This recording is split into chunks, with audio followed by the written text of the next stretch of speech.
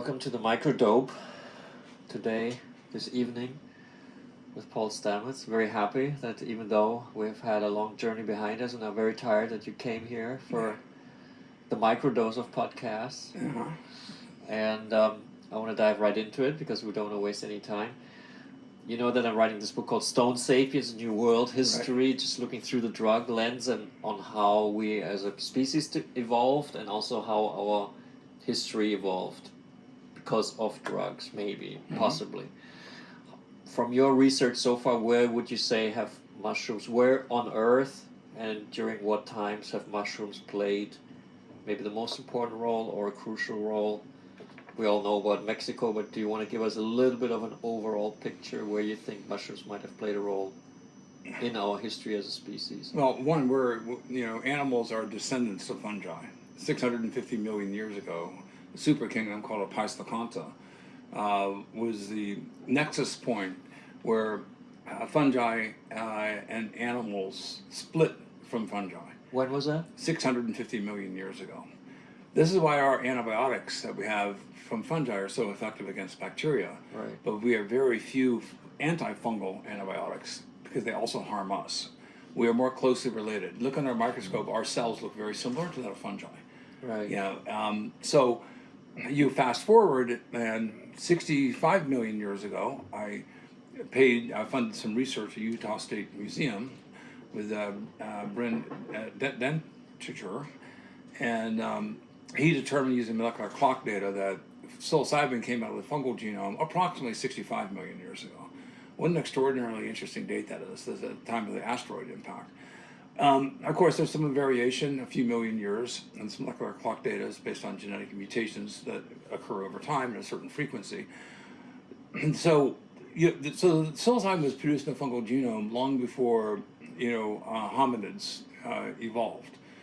So, is it a product of the Earth, or does it come from outer space and lands no, here? it didn't come from outer space. It comes from these conditions Listen, here. if anything came from outer space, it'd be viruses, viral particles.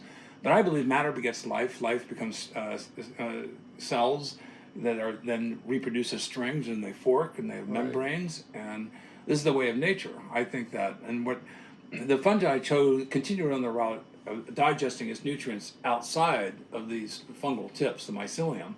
Right. And then our animal ancestors went the path of encirculating our nutrients in a cellular sac, a stomach. So that protected us from dehydration as well. And the fungi are very sensitive to moisture. So basically, that's very simplistic, explanation, but it's in fact true. So we're more closely related to fungi than we are to any other kingdom. And as a result, fungi have serotonin in them. They have tryptamines in them. And guess what? We have serotonin. We have tryptamines. Tryptophans are also precursors to these. So it's in a sense the neurochemistry in terms of the tryptamine compounds found in mushrooms and also in animals or humans. There's a lot of similarity, a lot of crossover. So when you speak about whether psilocybin mushrooms propelled human history, I personally believe that's more and more plausible as time has gone on. We do in vitro work with psilocin injected into neurites, and we're able to see extension of neurites and forking of neurons, dendritic spikes going out, in comparison to the controls where we did not spike those neurons. So we can see now clearly neurogeneration.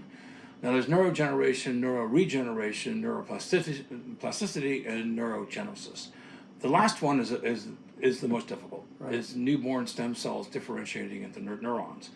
But now we have been able to do that as well. It's a much longer process, not as, let's say, frequently successful as neurogeneration, neuroregeneration. A lot of these neurons, can atrophy or remain dormant. And then under the influence of psilocin, they're stimulated into regrowth. If they start forking and tipping, forming tips, and the tips, if they touch, you have synaptogenesis. When I look at this stoned ape theory, which makes a lot of sense to me, I always have one question. Why didn't the apes take the mushrooms and also develop into self-conscious, intelligent beings with an abstract language? Why only us? Well, there's on evolution is it'd be great if there's just incremental changes one after another. It's very predictable, predicted and linear. And in fact, the lessons of evolution, there could be jumps in evolution. So our clan, going back, who discovered, I used to call it a stone ape hypothesis. A hypothesis is a speculative idea, not necessarily supported by fact. Right. It's speculation. A theory is a hypothesis that's advanced far enough now there is documentation giving it credibility. We know that psilocin stimulates neurons to regrow. Yeah. That's a fact. Right. Okay, it's a fact that most primates consume mushrooms. 23 primates, including humans, consume mushrooms. The Goldie monkey of Bolivia consumes 12 to 20 times its mass per year. Wow. And an Ascobasidium a species. So why don't they start talking? Well, in a way again, I think we leapfrogged ahead when you found. I think it's a theory because most primates eat maggots, eat grub. Psilocybe cubensis is a big mushroom. It grows in dung, and our primate ancestors, as you were hunting, antelopes or deer or bison or buffalo or elephants or cows, etc. What do you look for? Footprints and scat. So these mushrooms are big, and they're full of fly larvae that grow maggots. Right. So given the fact that primates, most of them eat maggots, Yeah. why wouldn't our ancestors eat maggots growing in these mushrooms? And co-occurringly, getting psilocybin at the same time. And when you find food with your family, you share it. So it's probably a group of these primates ingested psilocybin mushrooms. And what I like to point out, because of epigenesis, and that's the outside stimulus on the genome to elicit a gene expression, oftentimes favorable for the survival of the species, that this wouldn't be one clan discovering Psilocybe cubensis growing out of dung and then spurred into a new species. This would be thousands and thousands and thousands of incidents where this same thing would be happening over and over and over again. Collectively, I think that experience pushed us on a tipping point that then streamed out for us to develop bigger brains. The Homo sapiens have only been around for 200, 300,000 years. That's phenomenal. So that's phenomenal that we're just so young, and yet our brain mass increased so radically in a very short period of time. What caused our brain mass to increase? Some people say it's adaptation to climate change. Oh. Yeah, maybe that could be that. It could be something happened with the mutation of a gene that caused more gray matter to develop. Yeah, that's possible. Or it could be also in contact with psilocybin mushrooms. That's possible. More than one thing can be true. Maybe also Iboga could have played a role, because during that time, when the frontal cortex developed, sapiens was living in the Central African rainforest area because other areas of Africa were dry. That's why Iboga apparently has been growing since 60 million years. Did you ever think about that? Yeah, it might have but been you Iboga gotta. also. How does a primate dig up an Iboga plant and eat the roots when you can pick a mushroom off a cow I think patty? that's easier. Oh yes, convenience is a big factor. In fact, one of the lessons of evolution is efficiency, and it wouldn't be efficient to dig up an Iboga compared to collecting a mushroom. So I just think that this circumstance, these things may never be proven or disproven. Right. What's interesting to me about the hubris of scientists, especially the old guard, is they'll immediately dismiss ideas like this that are provocative as not being true. Right. When if there are true scientists, they would say, we need more evidence before I draw a conclusion that this is not true. Yeah. This is not true syndrome stifles innovation, imagination, creativity, and really I think is harmful for the development of science. A good scientist who should say, we need more information. How do we test this? Is this a testable theory? We can test it with brain neurons in vitro, stimulating with psilocin. We can see nerves regrow and proliferate. So we have the now mechanisms of action that can explain that psilocin is neuroregenerative. Right. Now, how that translates into our primate ancestors becoming Homo sapiens, that's the big question. Right. But just because you can't prove it's not true doesn't mean that it's not true. And you have shown, for example, in your newest book, this beautiful cave painting with the mushroom shaman, let's call him that. Did you find ever any evidence that Neanderthals also used mushrooms, or is my hypothesis maybe true that they died out because they were too sober for the future? You and Christian Ratch would get along really well. I knew him quite a bit. Yeah, he Very, died. very tragic what happened. Yeah, but I think that there are some things, for those of us that eat psilocybin mushrooms, besides nature relatedness, feeling one, with the planet and the cosmos, it's also just visually fun. Fractals, colors. Didn't have TVs back then. The idea of just suddenly being thrown into a geometrical, fractalized universe. It's just fascinatingly interesting. And the idea of creativity, increase in visual acuity. But we don't have evidence that the Neanderthals did the same, do we? We just have like the handprints, but we don't have any paintings from them like with mushrooms. No. I mean, at least I have not seen. No, that's, I think of Neanderthals. Maybe they didn't get it. There's two big migrations of Homo sapiens, Homo erectus, Homo sapiens, coming into Europe. One of 200,000 years ago was partial and then unsuccessful. I saw some new evolutionary migration routes that makes it much more complicated. They're coming from multiple vectors of migration coming into Europe. But the confluence of these characteristics, oftentimes one accident is the spark of creativity for a new technology. I mean, there's all sorts of examples in science where they discarded something and then something happened, a reaction happened, and they weren't even looking for it, and they saw it, and they go, oh my gosh, this is what I should be looking at. I was looking in the wrong direction. So we can never disprove this. We can never prove it, except in real time, we know now that psilocin is anti-inflammatory, psilocin is neurogenerative. To have something that can increase nerve cell growth and yet be anti-inflammatory is really, really important. So increasing, the number of neuronal pathways, increasing synaptogenesis. We can see this now in the laboratories, in petri dishes, growing nerve cells.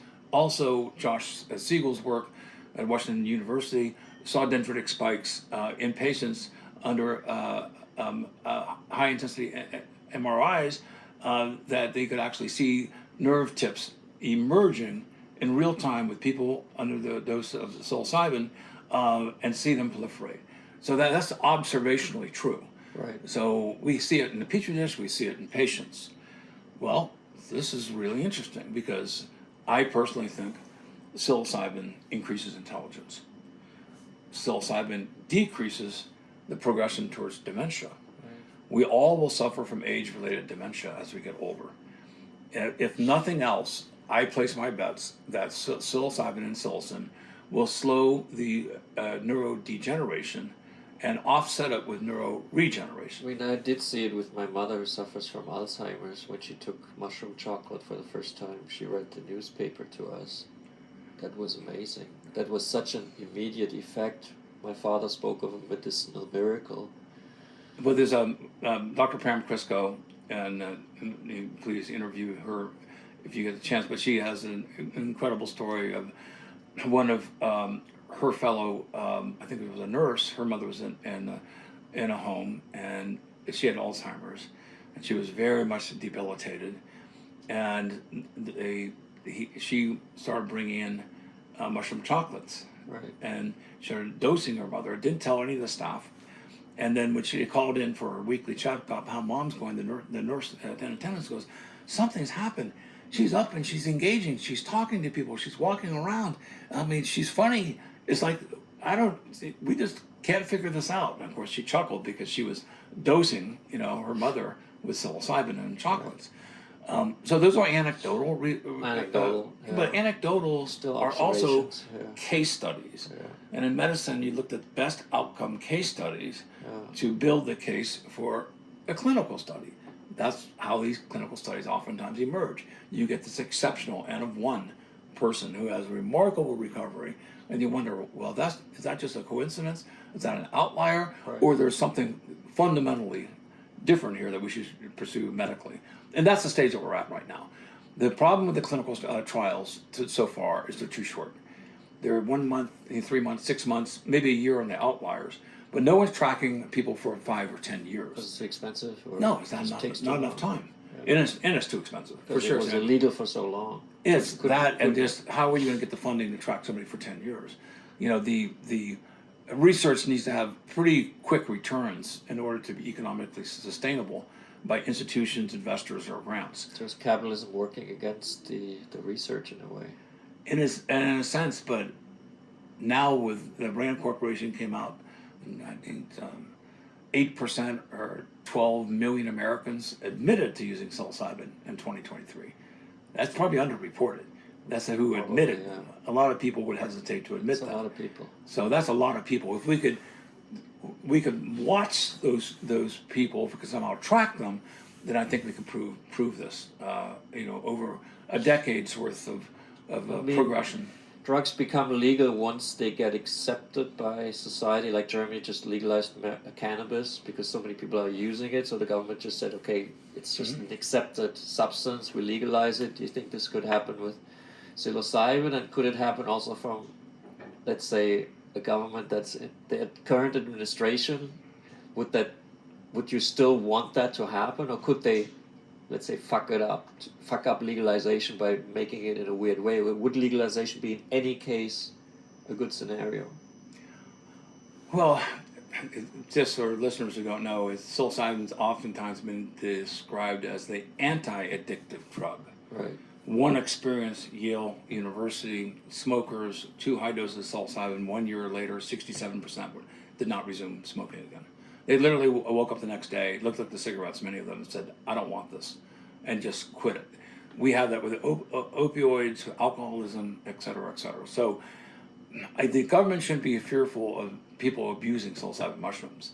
It's a terrible pharmaceutical model if you only need 1 dose in your lifetime. I have met people who were fairly conservative, had a heroic psilocybin dose, and never will do psilocybin again because they felt it had so much benefit for them. It changed their life. It was enough. Yeah. It was at that nexus point where they had a new life. Thank you very much. I had a very important experience, but I don't need to go there again. My life is better, and I know how to be a better person. The pharmaceutical industry must hate that, right? Well, what's the incentive for profit? I think psilocybin should be made legal and available, free for everyone in all societies. It reduces crime, it reduces violence, it prevents addiction, it builds communities. I think psilocybin makes nicer people. And I think increasingly we're going to see that psilocybin will decrease neurodegeneration and increase neuroregeneration, and even to the point beyond neuroplasticity and coming into what we know as neurogenesis, which is the highest form of neurological renewal, in a sense, that we can achieve. Is brand new young neurons. So to wrap our talk up, we talked about evolution and facts there that we know. It grows brain matter. Our brain grew, that's a fact. So maybe there's a correlation. We talked about the future, possible legalization, which would have definite effects on the society.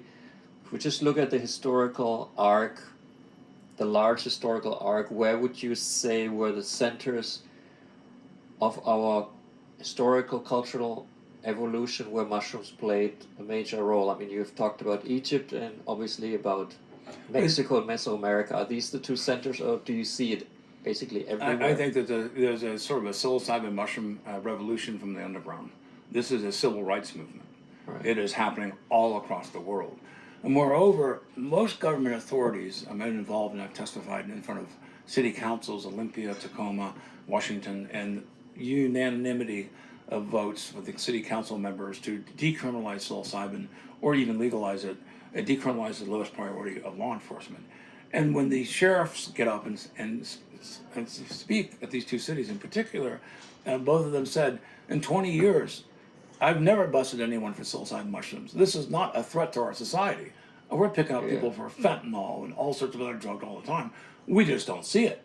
Well, that speaks volumes. You know, why make a mountain out of a molehill by making it illegal when it's having so much potential benefit? And many law enforcement officers have PTSD. Many law enforcement officers. Psilocybin mushrooms should use it themselves. The psilocybin mushrooms have become extreme in the United States, in Canada.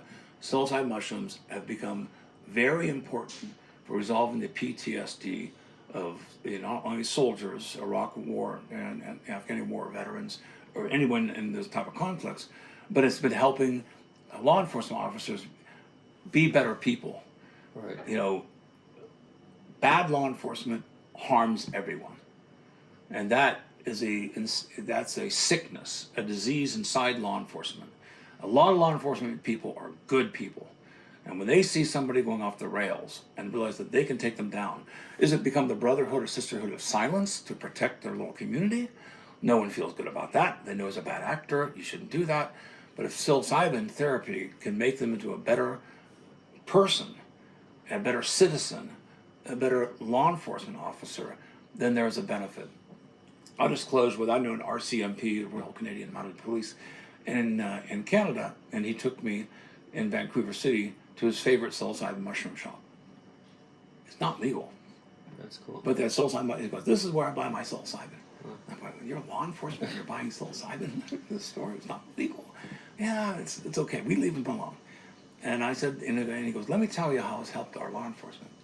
I said, in the United States, your law enforcement come off as a tough guy, authoritarian, mean, threatening, all this armor on them, you're in fear of them because they're dressed up this way.